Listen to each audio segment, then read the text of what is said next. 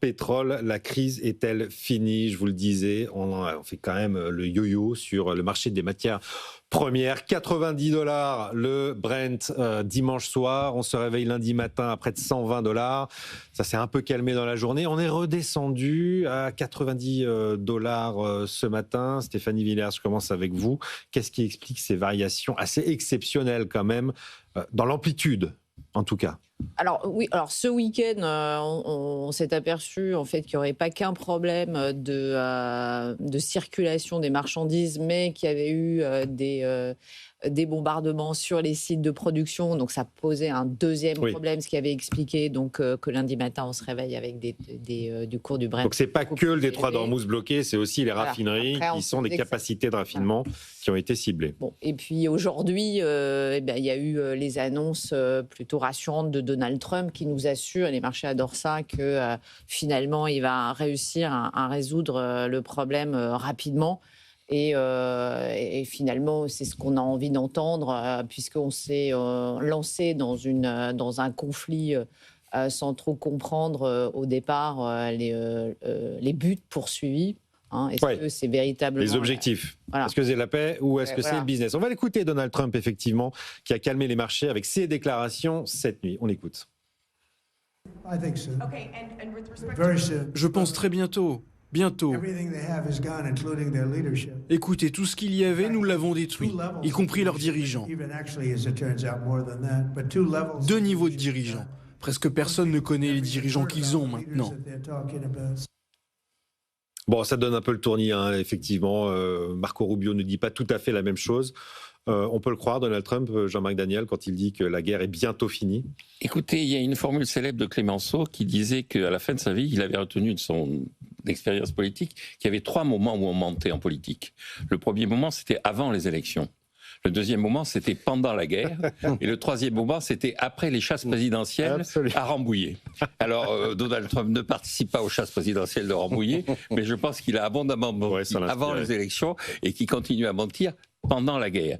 Alors après, sur le marché en tant que tel, effectivement, par rapport notamment au choc pétrolier des années 70 qu'on met souvent en avant, ou par rapport à la crise de Suez de 1956, en fait, par rapport au choc pétrolier, la grande différence, c'est qu'à l'époque, le prix du pétrole était contrôlé par l'OPEP. Et donc, il ne fluctuait pas. Il était monté, on était passé de 3 $ le baril à 12 $ le baril, et puis on en était resté là. Là, maintenant, le prix du pétrole fluctue. Et donc, on retrouve un peu ce qui s'était passé en 1956.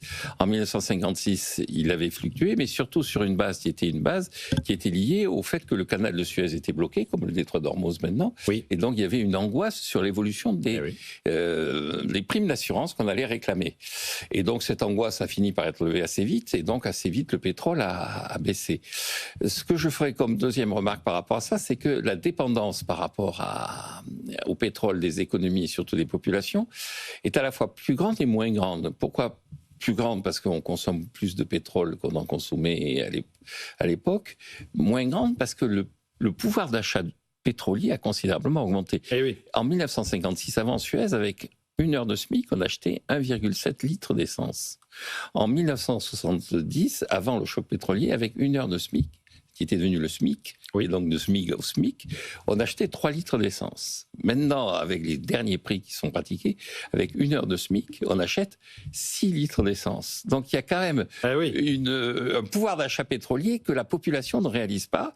Et donc je pense que le coup d'après, ça va être de revenir quand même sur le fait que chaque fois qu'il y a un problème sur le prix du pétrole, les dirigeants se sentent obligés de faire de la démagogie et d'aller au-devant de la population en disant « Rassurez-vous, il y a une chose qui n'augmentera pas, c'est le prix du pétrole. » Alors, est-ce que c'est les dirigeants, Jean-Marc, ou est-ce que c'est la population? Parce qu'effectivement, alors, on va glisser doucement vers les prix à la pompe qui ont atteint très rapidement les 2 € à peu près. Alors, c'est pas la première crise de l'essence qu'on connaît. La première du nouveau siècle était en 2008, mais il y en a eu en 2012, il y en a eu en 2018 avec les Gilets jaunes, ensuite après le Covid, puis la guerre en Ukraine. Bref, c'est un exercice presque itératif et presque classique pour tout gouvernement. Dany Lang, je me tourne vers vous. Est-ce qu'on doit avoir une réponse à ces angoisses des automobilistes véritablement à chaque fois? Et si oui, lesquelles? Alors, C'est une question. D'abord, je voudrais commencer par dire que je suis d'accord avec tout ce qui a été dit jusqu'à présent. Je ne serai pas forcément toute l'émission. Évidemment, c'est une émission de débat. Mais sur cette affaire de prix à la pompe, ce qui est fâcheux, c'est qu'ils aient flambé très vite, alors qu'au vu des réserves, rien ne justifiait cette flambée immédiate, si ce n'est des anticipations. Voilà. Là, il y a et puis même c'est-à-dire qu'on prévoit de racheter évidemment des stocks futurs plus chers que ce qu'on les a achetés. On n'avait pas besoin de vendre plus cher pour acheter plus cher. Les pétroliers avaient suffisamment de marge pour ne pas faire ça. Donc, dans ces cas-là, qu'est-ce qu'on peut faire ? Si effectivement le prix de l'essence devient un problème, ce qui n'est très franchement, aucun d'entre nous pourra vous dire si la guerre va durer ou pas. Les guerres c'est évidemment la grande question. Les guerres courtes, la guerre de 14 devait durer quelques jours. Enfin, les guerres courtes, on nous a déjà fait le coup, donc personne n'a la boule de cristal. Par contre, si cette situation dure, le prix du baril risque effectivement de faire du yo-yo, puisqu'il est parti de 60-70$. Oui. Le mois de février, on était à $100, aujourd'hui $90. Demain, si ça repart, ça va. Bon. On est d'accord qu'à $90, on reste dans un corridor de tarifs à peu près correct. Oui, on a connu, le corridor haut, mais le haut du corridor, mais quand même, ça reste majeur. Cela dit, effectivement, pour un certain nombre de personnes, et au vu des infrastructures dans notre pays, c'est un problème. Donc, face à ça, il y a deux solutions. Il y a soit ce qui a été fait la dernière fois et qui nous a coûté très cher, l'échec et encore l'échec. Très franchement, je ne pense pas que c'est, sans vouloir faire de mauvais jeu de mots, que ce soit une réussite extraordinaire, tous échecs. Donc, dans ces cas-là, il y a une solution qui existe, qui n'est pas optimale, mais qui s'est faite assez régulièrement dans les économies capitalistes développées. C'est un blocage temporaire des prix. C'est pas optimal, c'est pas génial, mais ça coûte beaucoup moins cher que de faire des chèques et encore des chèques. On peut faire ça, les contrôles des prix, comme ça, l'État peut décider à tout moment de dire... Le contrôle des prix a été partiellement annoncé par M. Lecornu. Par contre, il a annoncé 50 à 100 stations, alors qu'il y a 10 000 stations dans notre pays. Alors Sébastien Lecornu, il a annoncé des contrôles sur les tarifs. Ça ne veut pas dire le blocage des prix, c'est simplement que l'affichage sur le site public des prix des carburants des stations en France correspondent bien aux prix pratiqués dans les stations. Et Serge Papin, le ministre du Commerce, a indiqué ce matin qu'ils ont fait à peu près la moitié des contrôles, de 140. Il y a 6% seulement, j'ai envie de dire, de stations essence qui n'affichaient pas les bons tarifs sur le site public et en caisse. Non, mais d'accord, bien entendu, mais au bout d'un moment, quand vous avez de telles fluctuations erratiques, quand ça se passe sur les taux de change, ça va à la rigueur, ça arrive tous les ans, mais quand ça se passe sur le prix du baril, qui est quand même stratégique, il faut savoir prendre des mesures pragmatiques et temporaires, qui ne sont pas idéales, mais qui coûtent beaucoup moins cher que d'enchaîner les chèques comme on l'a fait la dernière fois. Pas de chèque pour Danny Lang, mais éventuellement un contrôle... Un prix plafond. Un prix plafond, voilà. Un contrôle des prix. Stéphanie Moi, Meyers. Je suis étonnée qu'au bout de 10 jours, ce soit déjà dans le débat. Puisque c'est un mouvement, il y a eu un coup de chaud effectivement ce week-end, mais on voit quand même que la raison reprend un peu le dessus. Ensuite, se dire que... Enfin, on a assez de recul sur, par exemple, le bouclier tarifaire, puisqu'on l'a mis en place en 2022. D'une part, ça nous a coûté extrêmement cher, et on voit que, en fait, on a vu l'attitude des Français. En réalité, ça n'a pas... ça a maintenu le pouvoir d'achat, mais ils en ont profité pour mettre l'argent de côté. Donc économiquement, en fait, c'est une mauvaise formule, puisque je vous rappelle qu'on était un des seuls pays à avoir autant protégé nos ménages, et on a vu que les résultats étaient assez délétères, puisqu'on s'attendait à avoir la consommation qui repart, et c'est l'inverse qui s'est passé. Aujourd'hui, cette épargne, elle existe. Alors peut-être pas pour tout le monde, mais le niveau est assez élevé pour essayer de faire d'être un pare-feu par rapport à ces hausses. Il faudrait quand même se sentir, enfin en tout cas que le gouvernement... On parle de quelques dizaines d'euros par mois par ménage. Par rapport à ça, les mesures ont déjà été prises. il y a eu ce bas de laine qui a été constitué. Alors, je ne dis pas que l'infirmière à domicile qui fait 100 km par jour et qui est au diesel n'aura pas de problème. Il y aura peut-être des éléments de réponse à cibler pour essayer de... Mais pour autant, les mesures de blocage des prix ou de chèques ou bouclier tarifaire, ça coûte extrêmement cher. Ça coûte très cher. Le bouclier tarifaire, oui, le blocage des prix, non. Le blocage des prix, il y a des risques, il y a d'autres risques. Il y a le risque que l'entreprise... Oui, non, mais je ne dis pas que c'est un instrument parfait. Daniel. Je dis déjà que au bout de 10 jours, ça me paraît quand même... Par rapport à ce qui a été fait la dernière fois, qui nous a coûté extrêmement cher, et vous avez parfaitement raison dans votre analyse de dire que c'est parti en épargne. C'est un instrument qui est très loin d'être parfait, qui n'est pas quelque chose de durable, etc. Et on sait très bien que le blocage des prix, ça marche de manière très limitée, etc. Et dans des situations exceptionnelles, mais dans des situations comme ça, après tout, c'est un instrument de guerre. Et puis, ça nous coûtera moins cher, effectivement, que ça peut avoir des répercussions économiques, quand même. Oui, ben enfin, moi, ce qui me fait plus peur, c'est les répercussions économiques de ne rien faire si ça dure. Mais pour l'instant, on n'est pas encore sûr. Vous avez parfaitement raison. Jean-Marc Daniel. Par rapport à tout ce débat, d'abord, je rappelle que le blocage des prix est illégal pour l'instant. C'est-à-dire, la loi de 86 est claire. Depuis, on a levé le blocage des prix, on a bloqué le contrôle des prix. Le contrôle des prix qui existait de 1936 à 1986 a été supprimé en 1986. Et la loi est claire. C'est-à-dire, on n'a pas le droit de bloquer les prix, quel que soit. Vous êtes hors la loi, Daniel. Et donc, voilà. La conséquence de ça, c'est qu'effectivement, on n'a pas bloqué les prix la dernière fois. C'est-à-dire qu'on va effectivement utiliser le bouclier tarifaire parce qu'il aurait fallu revenir sur le dispositif juridique qui est en place. La deuxième chose que je mettrai en avant, c'est le fait que, effectivement, on parle aussi de stagflation et tout ça. On n'est pas dans une situation d'inflation au sens où tous les prix n'augmentent pas. C'est la grande crainte, là, de il y a un prix qui augmente et par rapport à ce qui se passait dans les années 70, il y avait une boucle prix-salaire qui était automatiquement mise en place. C'est-à-dire que là, on l'a vu d'ailleurs notamment en 2008-2009 et puis on l'a vu aussi au moment de la crise en Ukraine, il n'y a plus ce relais d'inflation. C'est-à-dire qu'il n'y a pas d'inflation au sens où le définissent les économistes, c'est-à-dire une hausse durable, générale, auto-entretenue, qui débouche en particulier sur la nécessité le prix-salaire, les salaires. Qui débouche sur la nécessité, effectivement, de mobiliser une politique monétaire assez restrictive. L'autre remarque que je ferais, c'est que effectivement, l'augmentation de l'épargne qu'on a constatée n'était pas à la hauteur du problème d'épargne française. Je rappelle qu'un pays qui est en déficit de sa balance des paiements courants est un pays qui manque d'épargne. Donc ça, c'est une équation. Grande théorie de Jean-Marc Daniel. Nous manquons d'épargne. C'est S moins I plus T moins G égale X moins M. C'est une équation. C'est pas une théorie, c'est une équation. Je pars de la même équation que vous, mais j'en ai une lecture très différente. Ah, mais elle est là. L'accumulation d'actifs par le secteur privé correspond très exactement au déficit public. Oui. Oui, et donc il y a un déficit global d'épargne qui fait que, effectivement, soit on redresse les comptes publics, soit on espère que les ménages vont effectivement continuer à épargner. Donc, il ne faut pas non plus considérer que cet été une mauvaise chose. De même que sur l'augmentation du prix, je considère que ce qu'il y a de frappant, c'est que, et on le voit au moment des élections municipales en ce moment, ce qui a totalement disparu, c'est l'écologie, le discours sur le réchauffement climatique et tout ça.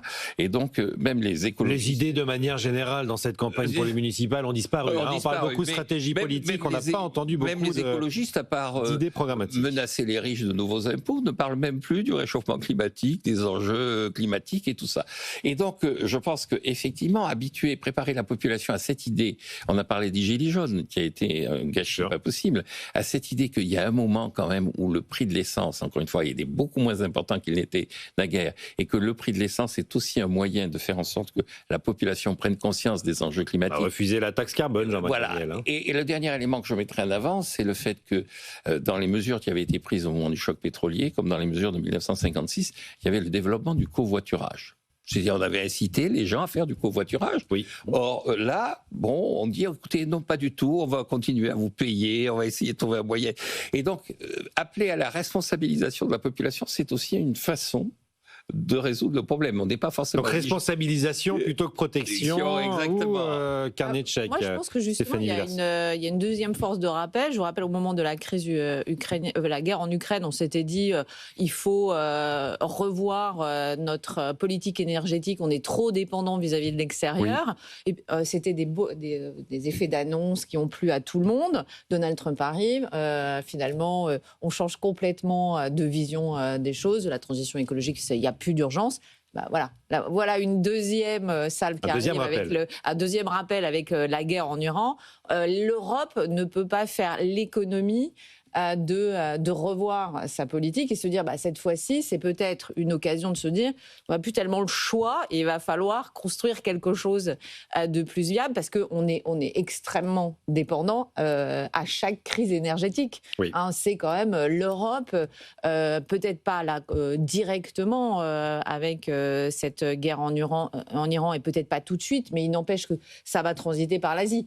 C'est-à-dire que si les prix de l'énergie sont plus chers pour les producteurs asiatiques, notamment chinois, bien sûr, ça va se transférer chez nous à un moment donné. On aura encore de l'inflation importée. Donc, il ne faut pas se voiler la face.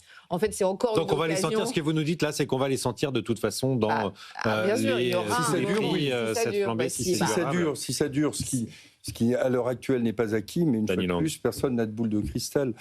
Juste sur le caractère illégal du blocage des prix, j'en suis tout à fait conscient, mais il y a d'autres choses qui, aujourd'hui, sont dans la législation, qui n'y seront plus demain. On peut faire, notamment, si vraiment on veut prendre au sérieux la question de la politique industrielle, je l'ai dit 10 000 fois, et j'ai l'impression que de plus en plus, c'est une petite musique qui monte. Il va falloir revoir la politique de la concurrence et l'ordre des priorités. De la même manière, si on a un processus inflationniste délétère qui est lié uniquement au prix du pétrole, il faut savoir prendre des mesures, comme on l'a fait dans tous les pays capitalistes développés. Rien n'est figé dans le marbre de la loi. Le débat concernant le blocage des prix n'a pas été très fort en France, mais aux États-Unis, sous le mandat Biden, quand même, il y a eu des débats très importants, notamment avec Madame Isabella Weber, qui défendait cette idée à corps et à cri et à l'aide d'études empiriques assez intéressantes. Donc, c'est un débat qui ne se pose pas que chez nous. Oui, par rapport à ce débat, deux choses. La première chose, c'est d'abord sur le pétrole. Là aussi, pour revenir, en 1970, l'OPEP contrôlait les 2 tiers du... continental. Le premier producteur mondial, ce sont les États-Unis. Le deuxième producteur mondial, c'est le Canada. Et le troisième, c'est l'Arabie Saoudite. Donc, celui qui se frotte les mains, c'est Poutine, parce que la Russie est aussi un gros producteur. Et donc, il y a une redistribution des cartes de la production qui fait que, là aussi, le choc, alors on ne sait pas combien de temps ça va durer, mais il y a des gens, la Namibie, par exemple, a déjà annoncé qu'il y a un producteur de pétrole qui n'existait pas il y a 10 ans, qui est devenu un des principaux producteurs mondiaux de pétrole, a annoncé qu'elle était disposée à doubler sa production. Alors, c'est une intention. Après, il faut y aller sur le terrain, il faut être en capacité de le faire. Mais je veux dire, la concurrence, là aussi, va jouer. Et la concurrence, c'est une bonne chose. Et donc, on voit qu'on est loin du peak oil aussi. C'est grâce à la concurence. De production et de consommation. Alors, la première chose, la deuxième chose que je voudrais dire là aussi, c'est que effectivement, les politiques qui ont été des politiques qui ont été mises en avant systématiquement d'intervention de l'État et tout ça, à l'époque de Biden, le débat, c'était aussi est-ce que la bonne solution, est-ce que la bonne réponse, c'est pas davantage de concurrence. C'est qu'un des problèmes des États-Unis, c'est que vous avez un recul, vous avez une augmentation de ce qu'on appelle le taux de markup, c'est-à-dire le taux de non-concurrence aux États-Unis. Thomas Philippon avait commis cet ouvrage de Great Reversal, qu'il avait très bien montré. Le libéralisme à l'américaine est quand même pas l'état pur et parfait. Le véritable enjeu, c'est est-ce que la bonne réponse, ce n'est pas de se dire que plutôt que de multiplier l'interventionnisme, de faire en sorte que la concurrence joue véritablement son rôle, parce qu'in fine, c'est quand même elle qui fait pression sur les prix. Ce qui est le cas quand même dans les stations essence des grandes marques de supermarchés qui vendent quasiment à prix coûtant le prix du carburant. Dany Lang. Plusieurs réponses à ça. Je suis partiellement d'accord avec vous. Il faut quand même rappeler qu'aux États-Unis, ils vendent le libéralisme, le libre-échange, etc. Et puis, comme disait Paul Bérox, c'est le bastion et la nation du protectionnisme, c'est toujours vrai. Et de la même manière, ils vendent la concurrence. Et puis, ils jouent un jeu. Peter Thiel l'a dit très clairement, competition is for losers. La concurrence est pour les perdants. Donc, il faut trouver le juste équilibre. Moi, je pense que les marchés peuvent fonctionner à l'intérieur de certaines bornes très correctement. Et je pense aussi que quand ça s'emballe trop, l'État doit intervenir. Donc, je ne partage pas l'optimisme absolu consistant à dire s'il y a plus de concurrence, ça fonctionnera. D'autant plus que structurellement, ce qu'on observe en France, c'est une baisse du nombre de stations-service et qu'il y a peu de compagnies pétrolières qui finalement contrôlent la distribution. Donc on n'est pas en monopole, mais on est plutôt dans une situation d'oligopole. Donc dans ces cas-là, ça peut se justifier. Je ne vois pas aujourd'hui quels acteurs pourraient rentrer sur le marché. Enfin, pour compléter ce que vous disiez par ailleurs, les cartes rebattues, je suis tout à fait d'accord avec vous. Et ce qui est intéressant, c'est de voir que la Russie fait partie de l'OPEP+, qu'elle a essayé au moment des sanctions en 2023 avec l'Arabie Saoudite d'augmenter le prix du baril pour casser les pieds à l'Occident. Ça n'a pas fonctionné. Mais quand même, avec ces cartes qui sont rebattues, c'est pas sûr qu'un jour ça fonctionne pas. Je sais pas, j'ai pas de boule de cristal, mais c'est très intéressant de voir que la Russie, finalement, maintenant, fait partie non pas de l'OPEP, mais de l'OPEP+, qui n'est pas loin de l'OPEP, quoi, puisque ça inclut tous les pays de l'OPEP. Je voulais qu'on parle, on voit qui s'affiche à l'écran, l'augmentation des taux souverains aussi, qui remonte depuis cette crise. Stéphanie Villers, alors au départ... quel impact sur les souverains là ? Au départ, les souverains avaient baissé parce que c'était une valeur refuge. Et ça n'a pas duré longtemps. Tout de suite, la problématique inflationniste revient. Donc, les taux repartent à la hausse. Alors, bien sûr, si je regarde notre cas, le cas français, c'est pas la bonne nouvelle. Il ne faudrait pas trop que ces taux perdurent. D'autant que, en ce début d'année, on s'était dit que le pire était derrière nous, que finalement, les agences de notation vis-à-vis de la note française n'avaient pas vraiment d'effet, que la dette française était encore surdemandée, qu'il n'y avait pas de problème pour la placer. Ça tombait bien parce qu'on a encore un budget qui prévoit 5% de déficit, donc encore beaucoup une dette centaines de milliards à lever sur les marchés. Oui. Et en fait, c'est par ce biais-là, par les prix de l'énergie, eh bien, il y a la fragilité française, mais aussi américaine, qui ressurgissent.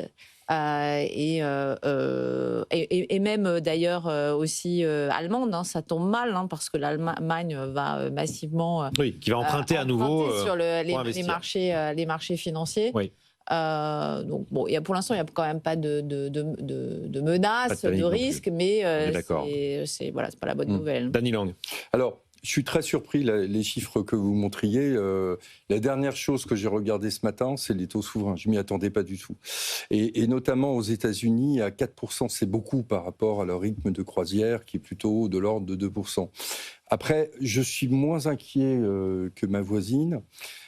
Tout simplement parce qu'on a ce phénomène, si vraiment ça s'emballe, si vraiment ça dévisse, on a le phénomène de fuite vers la qualité qui va faire que les investissements vont partir en priorité aux US et probablement en France, en Allemagne et vers les autres économies européennes. Ce qui fera tomber mécaniquement les taux souverains. Donc si vraiment ça s'emballe, je suis moins inquiet. Mais c'est vrai que ces chiffres, aujourd'hui, au jour d'aujourd'hui, l'instant T, sont préoccupants.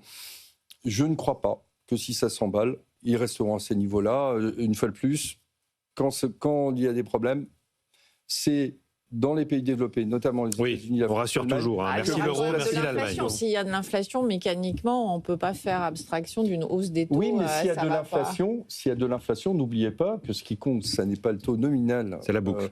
À 10 ans, c'est le taux réel, c'est-à-dire le taux d'inflation nominal moins l'inflation. C'est théorique. Vous voyez, les entreprises regardent quand même le nominal avant de se dire qu'elles ont besoin d'emprunter sur les marchés ou d'investir. Justement, il est à 2%, non. Enfin, le taux d'intérêt aux États-Unis sur la dette publique est à 4% depuis une quinzaine d'années.